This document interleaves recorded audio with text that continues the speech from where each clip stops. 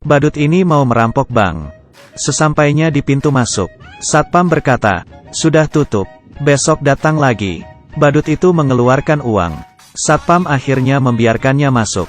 Lalu, badut itu menunjukkan dinamit di balik rompinya. Satman segera memberinya pistol. "Aku hanyalah pria tua tak berguna." Badut dan Satpam masuk ke aula bank. Tangan kirinya memegang balon, tangan kanannya memegang pistol. Semua berhenti. "Aku mau merampok." Hanya dua orang yang menoleh. Nasabah lainnya tidak peduli. Kali ini, badut berteriak lagi dengan Satpam. Semua orang hanya tertawa. Suasana sangat canggung. Badut yang marah meletuskan tembakan peringatan. Barulah semua orang percaya. Manajer bank menekan tombol alarm. Semuanya disuruh meletakkan tangan di atas kepala. Bahkan, anjing Nyonya Kaya tak luput. Melihat pistol, anjing itu mendadak diam. Ia memberikan kresek hitam ke teller. "Masukkan uang ke kantung sampai penuh." Nasabah pria di sebelahnya berkata, "Itu uangku." Mereka belum menulis tanda terima. Badut memiliki etika. Ia menyuruh teller menulis tanda terima dulu. Badut lalu mengurung semua orang di brankas. Satpam tua membantu menghitung jumlah sandera. Setelah semuanya masuk, tanpa disuruh Satpam memberinya kunci. Ia lalu ikut masuk menyusul mereka. Badut mengeluarkan kantung plastik lagi. "Isi sampai penuh lagi." "Diam kalian, aku tidak akan menyakitimu." Badut lalu memanggil manajer. Mereka bergandengan tangan menuju aula. Badut menyuruh manajer menelepon polisi. "Bila melawan, aku akan meledakkan bank ini." Badut menunjukkan dinamit di badannya. Saat ini, penembak jitu sudah mengintai. Begitu mendengar bank dirampok, masyarakat berbondong-bondong menonton. Pedagang keliling juga tancap gas ke sana. Kesempatan untuk mencari uang. Sandera di dalam brankas. Sangat bosan. Ada yang garuk-garuk kaki, merekam pesan wasiat, berdoa rosario, mengunyah permen karet, dan ada yang menangis. Badut yang bosan, mencoba menembak CCTV. Tapi, kemampuan menembaknya payah. Pistolnya kehabisan peluru. Semua tembakannya meleset. Ia akhirnya memakai pistol Satpam. Sekali tembak, CCTV rusak. Kepala polisi menelepon. "Kenapa tadi kamu menembak?" Badut berkata, "Tadi aku menembak CCTV, karena ia mengamatiku. Sekarang aku butuh bus dengan bensin penuh. 1 motor, 1 truk monster, 2 helikopter. Setiap permintaan yang dipenuhi, aku akan melepas 1 sandera." Helikopter pun tiba. Badut memilih 1 sandera untuk dilepas. Pria yang menangis tadi, muntah di sarung tangannya. Entah siang tadi dia makan apa. Di brankas yang tertutup, semua orang jadi mual mencium baunya. Secara demokratis, badut menyuruh sandera memilih. Semua orang menunjuk pria yang muntah tadi. Akhirnya, ia dilepas. Pria itu jatuh dan muntah lagi. Bus dan motor pun tiba. Saat badut memilih sandera, manajer bank datang dan berkata, "Aku berikan jamku senilai $12.000 ini. Tapi, kamu harus memilihku." Badut berkata ia adalah orang yang bersih, dan tidak pernah menerima suap. "Kalau tidak, aku akan membantumu menjual jam itu. Harganya mulai $300. Setelah 3 kali meneriakkan $300 dan tidak ada yang menawar, badut memberi manajer $300 dan membeli jamnya. Dengan sopan, ia mencopot jamnya senilai $2 dan memberikannya ke manajer. Badut melanjutkan pemilihan. Si pirang memarahi badut. "Badut dengan makeup tebal sepertimu merampok bank, seperti banci." Badut yang marah langsung menunjukkan bom di badannya. Para sandera lain langsung memilih si pirang. "Kami ingin hidup lebih lama." Badut akhirnya melepaskan si pirang dan si keriting. Kepala polisi ingin tahu situasi di dalam. Si pirang diam saja. Si keriting bicara bertele-tele. Saat kepala polisi lengah, si pirang menghapus noda putih di telinga si keriting. Kepala polisi kehabisan pertanyaan, dan melepaskan mereka. Lalu, truk monster sampai. Kepala polisi menelpon lagi, tapi tidak dijawab. Adegan beralih ke jalan. Mereka bertiga berkumpul, dan merayakannya dengan sampanye. Rupanya, si keriting tadi adalah badut. Si pirang itu pacarnya. Pria yang muntah tadi adalah temannya. Mereka berdua masuk ke bank dulu dan menyamar sebagai nasabah. Mereka bertiga berpura-pura jadi sandera untuk keluar. Badut menelepon kepala polisi. Ia berkata truk itu terlalu jelek, dan ia tidak suka.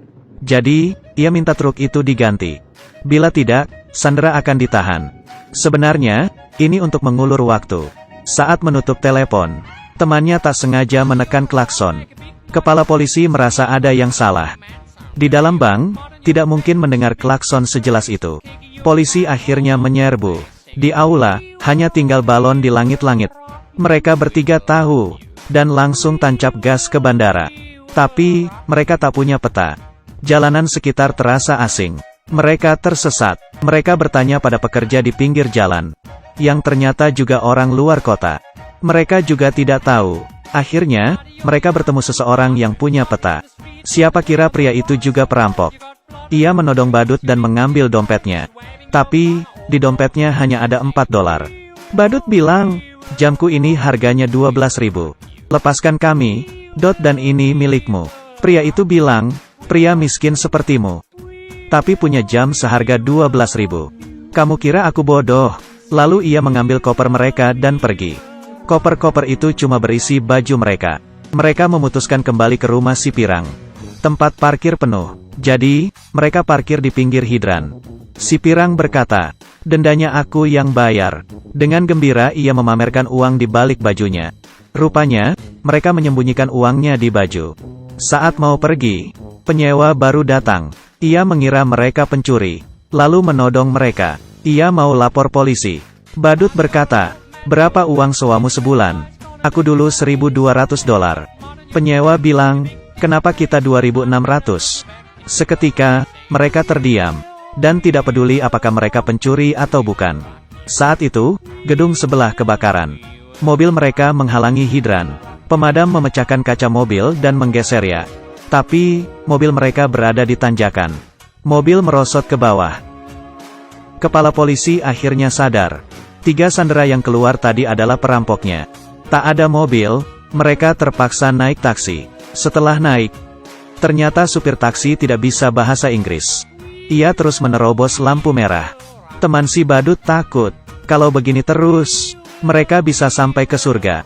Ia membuka pintu mobil dan melompat keluar. Tapi, ia oleng, dan tidak bisa berhenti. Lalu menabrak kios koran. Ia pun pingsan. Orang-orang hanya menontonnya. Pemilik toko di dekatnya langsung lapor polisi. Badut dan si Pirang takut polisi datang, dan langsung membawanya pergi. Tak sengaja, mereka sampai di markas preman. Para preman mengacungkan pistol, dan menanyai mereka. Badut yang cerdas berpikir, bila ia berkata salah masuk, mungkin mereka akan dibunuh. Kami menagih hutang. Tak disangka, ternyata preman itu punya hutang kepada mafia. Ia bertanya, kenapa yang biasa tidak datang? Badut bilang, dia sedang marah. Buktinya temanku barusan dilempar dari mobil. Dia bilang, lunasi hutang kalian hari ini. Kalau tidak, ia akan membanting kalian satu-satu. Preman itu takut, dan melunasi hutangnya $6.000.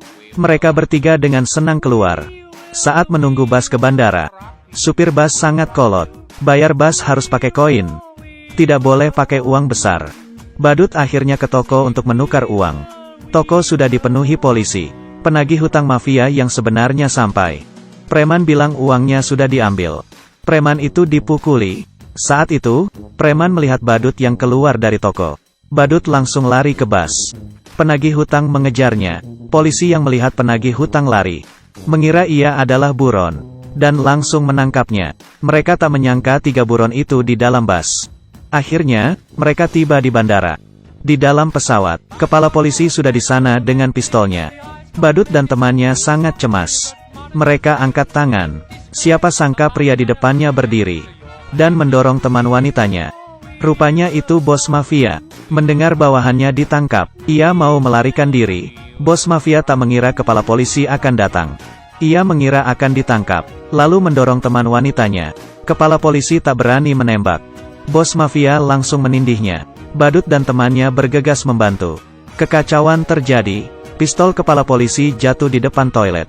Saat bos mafia ingin mengambilnya, ada yang keluar dari toilet, dan membentur kepalanya hingga pingsan. Akhirnya, bos mafia ditangkap. Karena komplotan badut sudah mengganti penampilan, kepala polisi tidak mengenali mereka. Ia bahkan memuji badut sebagai warga negara yang baik. Bahkan mencatat nama mereka. Setelah pesawat lepas landas, kepala polisi baru sadar. Nama yang dicatatnya barusan adalah nama badut perampok bank. Tapi, ia tidak rugi menangkap bos mafia. Keuntungan bos mafia 1 hari setara dengan hasil rampokan badut 1 minggu. Sejak saat itu mereka bertiga hidup bahagia tanpa beban. Film selesai sampai di sini. Ini adalah film komedi tahun 1990 tentang 3 buronan. Awal film menceritakan kejahatan mereka. Akhirnya film malah menceritakan kisah kepahlawanan mereka. Film ini sangat lucu. Oke, aku Kaki Minyak. Like dan subscribe, ya. Bye.